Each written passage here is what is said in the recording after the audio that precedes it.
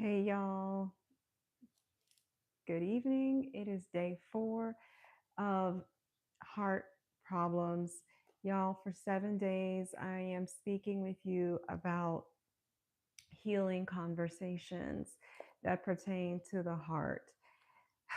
It has been a journey these last 3 days, but now as we step into our fourth day, rooted in the book of Esther, I am looking forward to kind of walking through the topic for tonight, y'all. And it's about hidden motives. Okay.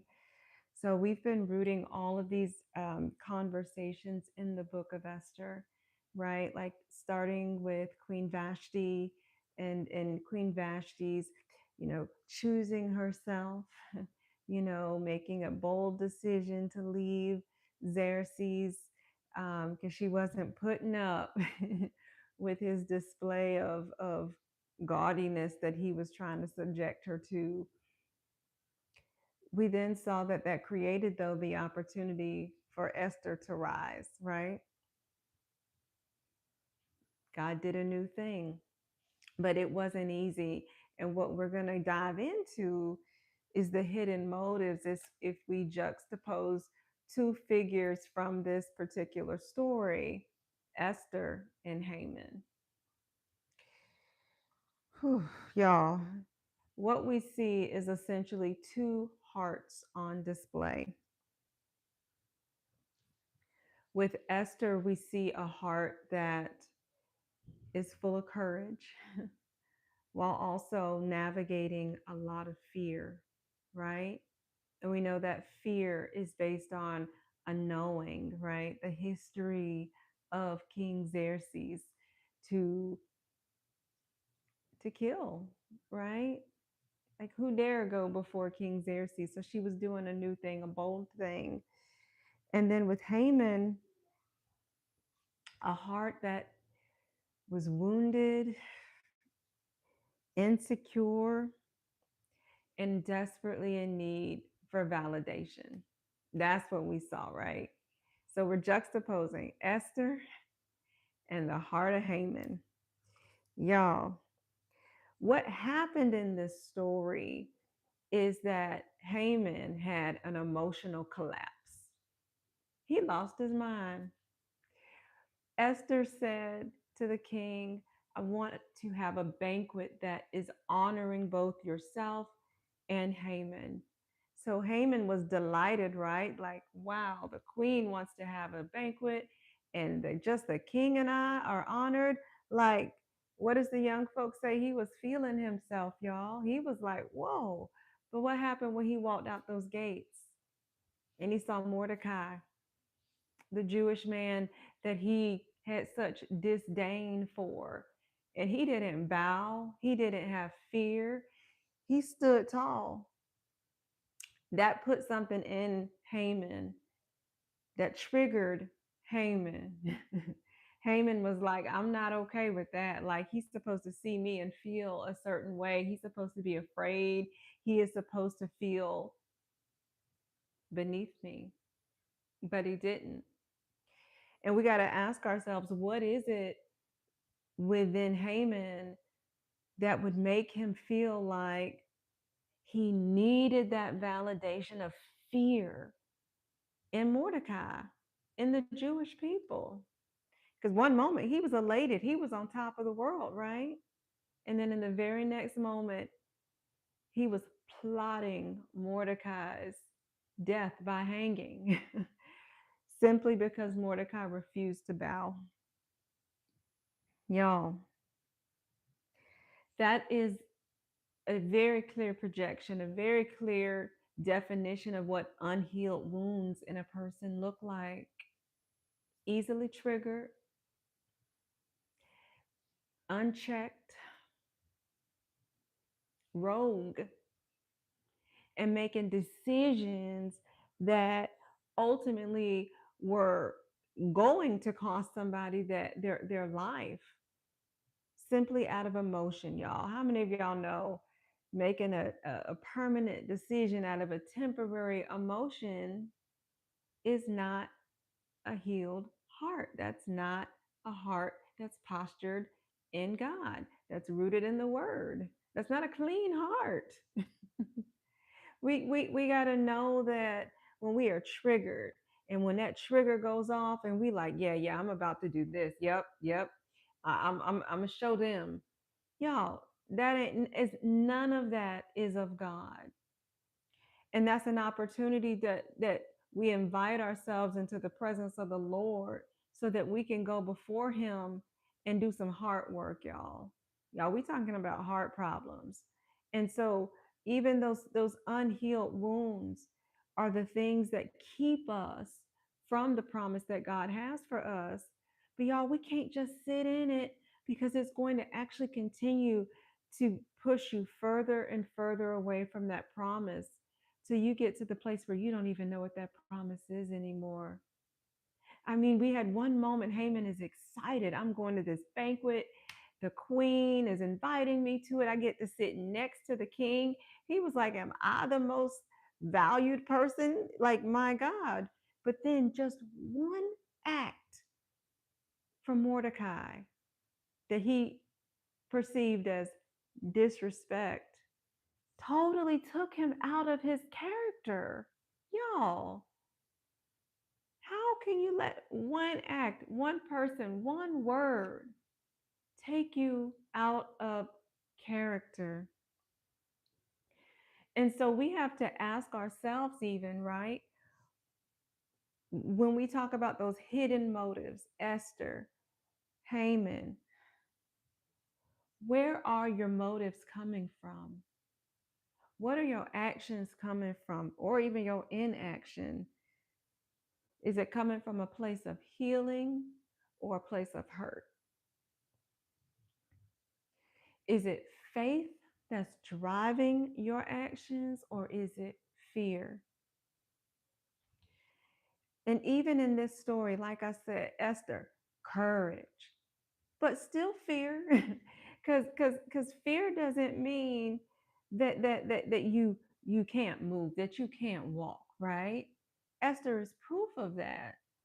But in the case of Haman, you cannot let it overcome you to the place that you forget who you are, that you forget that there's a promise, that you forget that you got privilege, that you forget that you're about to go before the king, and you forget who you are, and you put yourself in a position to where the very thing that you are plotting against someone else becomes your own destiny.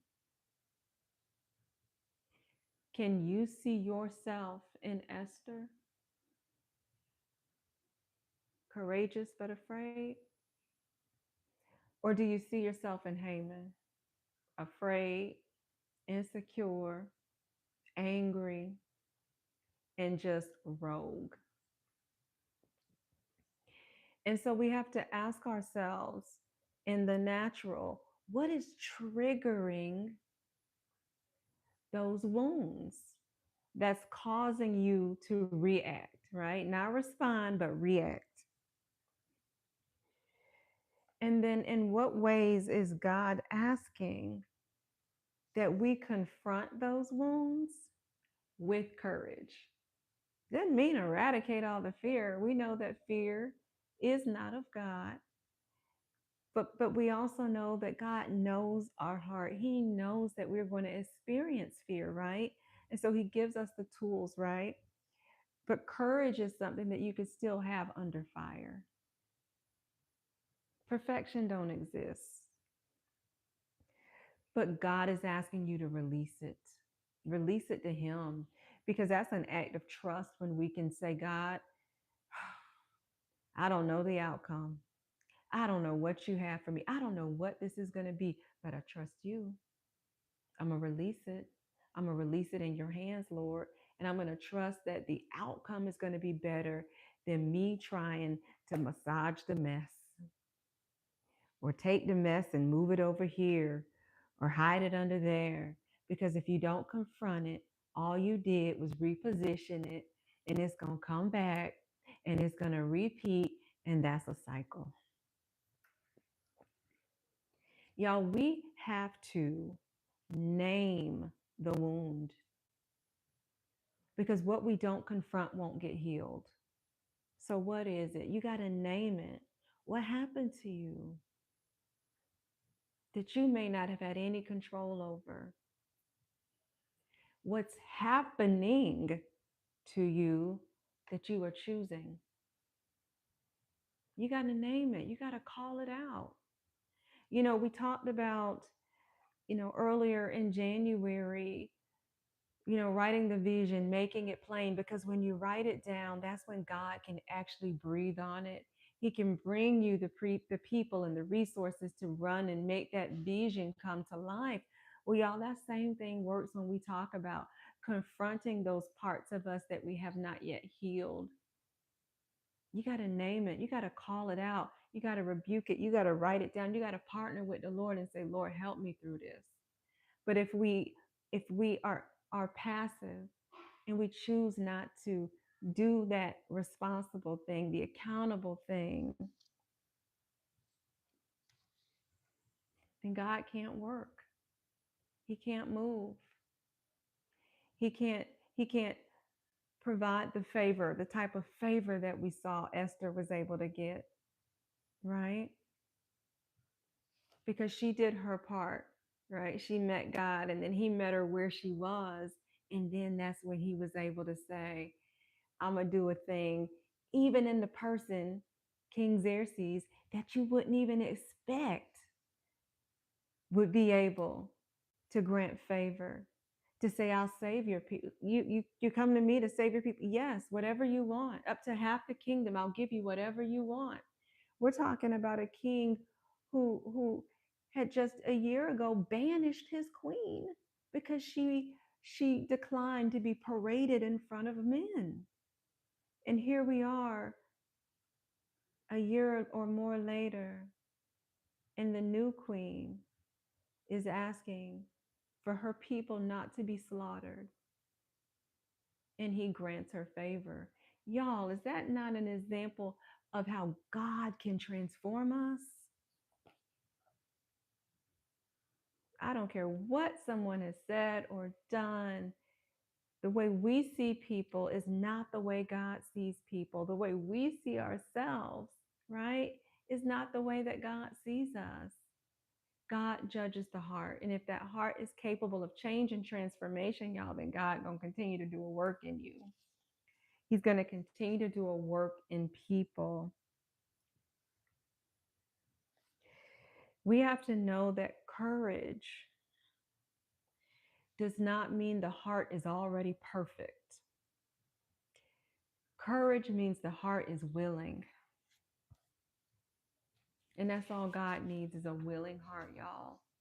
He don't need it to be perfect because he know that don't exist. He just needs to know, do you trust me? Are you willing to follow me? Will you take my hand? Will you let me lead you? Will you lay down those burdens? Will you rest? Can you? Will you give him your yes? Because that's what it requires. And so, y'all, as we talk about the heart problems, when we talk about even how this equates to love and what love looks like in these figures, we understand that love can actually heal what fear distorts. Okay? And what I mean is, there's always going to be a hidden motive when we're allowing fear to distort things that are pure in God. So that'll cause us to do what? We'll shut down right in the middle of something that's about to come, a breakthrough. We'll shut down. We'll lash out. We will sabotage, self sabotage, and struggle to be free. But healing is an act of love. And what healing will do is it opens up our capacity, y'all. You have a newfound capacity. So where before you may have felt the need to shut down, to recoil, to retreat, healing will give you capacity because you'll have the love of God. You'll feel the love of God, that all consuming love of God. You'll have capacity to love others.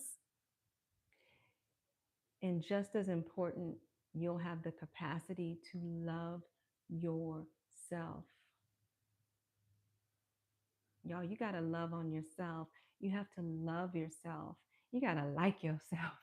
You got to love on yourself in order to be able to love others. But above all, you have to understand and feel and receive the love of God, because that's a purity that you can't give anyone else until you've experienced that love for yourself. So, y'all, love will allow us to transform, even like we saw happen with King Xerxes, that opportunity to transform. But we have to choose it, right? Because what we will see is that you either choose it and you have outcomes, not perfect, but you have outcomes such as where Esther was able to rise and step into her calling, or Haman, who could never get free, and the grave that he was digging for Mordecai became his own. So, y'all, I want y'all to get free. This is 7 days of healing conversations, but y'all, healing is giving you freedom. And the only way to get to freedom is to get there with God. So I want you to really take the opportunity to see yourselves through Haman or through Esther, and identify what those triggers are, where those unhealed wounds are, and go to the Father, partner with the Father, and get free. Okay? I want that for you all. All right, y'all. This is day 4 of